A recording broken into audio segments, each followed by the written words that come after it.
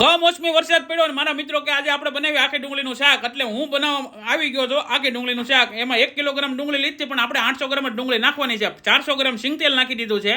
એની અંદર આપણે રાઈનો વઘાર નાખી દીધો છે 1 ચમચી જેટલો. પછી ખડો મસાલો અંદર નાખી દીધો છે આપણે તમાલપત્ર, સૂકા મરચાં અને આખું જીરું.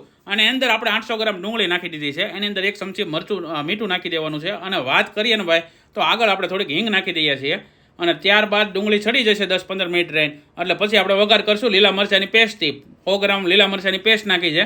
અને ત્યારબાદ આપણે ઘડીક રહીને થોડોક વઘાર થઈ જાય એટલે અંદર આપણે આદું નાખશું 50 ગ્રામ. અને એ વઘારાઈ જાય એટલે આપણે આખું બધી વસ્તુ લીલું લસણ છે. આ લીલું લસણ આવી ગયું જો તમે 100 ગ્રામ. અને પછી અંદર આવશે હળદર, તીખું મરચું.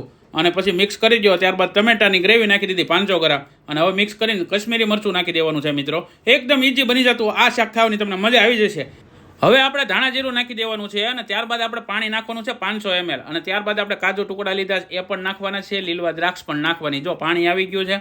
હવે કાજુ ટુકડા નાખી દીધા. ત્યારબાદ લીલવા દ્રાક્ષ પણ નાખી દીધી છે. અને ભાઈ હવે આપણે જે ગાંઠિયા લીધા છે પાપડી એનો ભૂકો કરી નાખ્યો છે.